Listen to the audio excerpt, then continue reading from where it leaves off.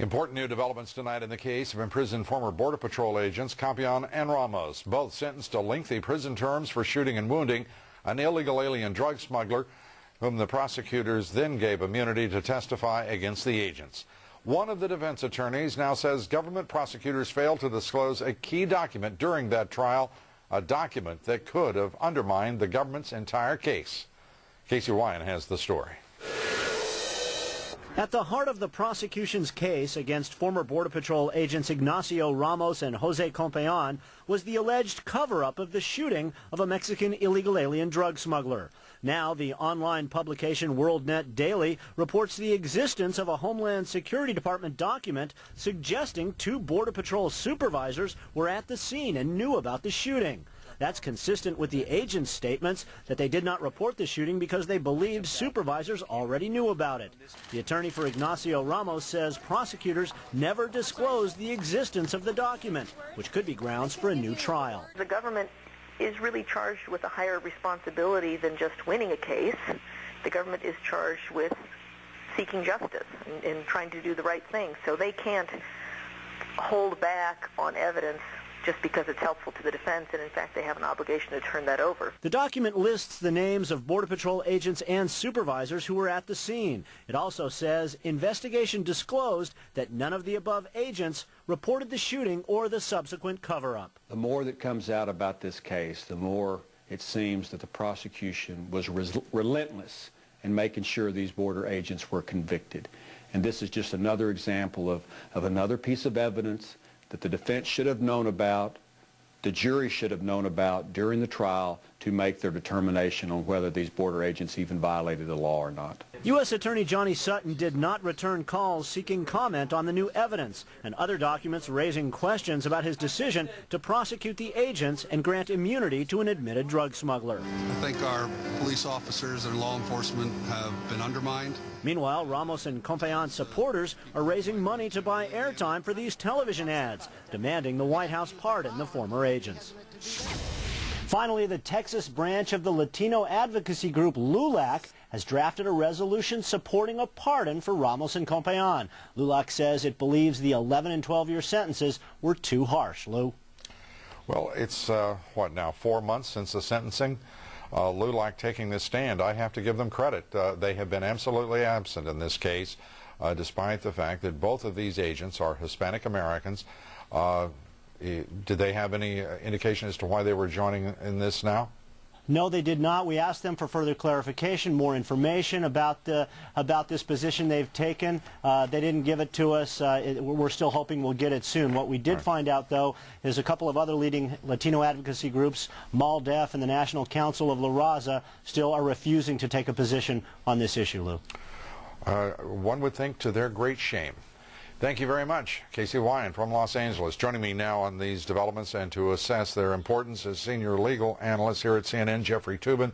Jeffrey, what do you make of this disclosure? You know, some of the developments after the trial I don't think have been of great legal significance. Second thoughts of jurors, things like this. This is potentially very significant because it may violate two core provisions of prosecutors. One is that prosecutors have to give all statements of witnesses at the trial to the defense, and they also have to give all exculpatory information to the defense. This statement appears to be a violation of both of those duties. Now, we have reported on this broadcast before that there were supervisors present at the scene of that incident. The fact that the prosecutors would not turn that over, the fact that the Inspector General of Homeland Security would lie to congressmen about the state of mind and statements of those two agents, that U.S. Attorney Johnny Sutton would lie saying that he had no choice but to give immunity to the drug dealer in order to prosecute, when in point of fact the drug dealer had admitted 6 days previous to that limited use immunity deal that he was in fact moving drugs.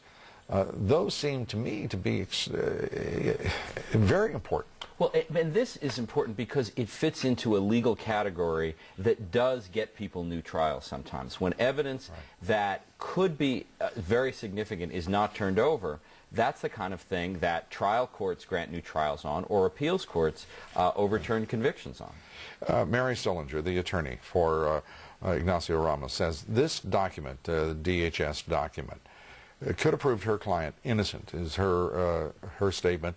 She says it falls under the Supreme Court's 1963 decision, Brady versus Maryland. Can you put that into some context that we can understand here? Brady versus Maryland is the decision by Justice William O. Douglas that said any exculpatory evidence, any evidence that tends to show a defendant is innocent, must be turned over to the defense. You know, in the everyday world of criminal law, people talk about Brady material all the time. Is it Brady? You got to turn over your Brady material. If it's not turned over and it's significant, and the prosecution may say this is not significant, but if it's significant, that gets convictions reversed.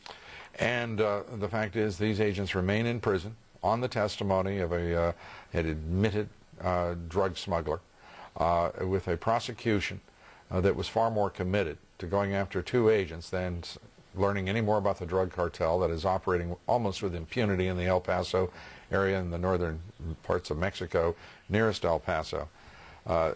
And no bail pending appeal, which is pretty unusual when you have defendants with such roots in the community. This is, as far as I can see, no American's idea of justice. What's your thought? Well, it is shocking that something like this would come out at this late date, and it seems like new stuff is coming out all the time, and it's important for a court to take a look at it. And in terms of investigating how this happened, the Democratic Congress shows absolutely zero interest in this because this Democratic Congress is committed to comprehensive immigration reform, as they call it, which is amnesty and open borders. Is there no path here for the American people to learn what has happened? No. Unless the Congress acts, no. I mean, that is all that's left, because this legal proceeding has moved on to the Court of Appeals, unless they can make some kind of new trial motion. But this case, if people want it investigated, it's Congress or it's nothing. Well, we're going to continue our humble efforts to bring as many facts to light as possible. And Jeffrey, we appreciate you being here. Thank you, as always, for your insight and analysis.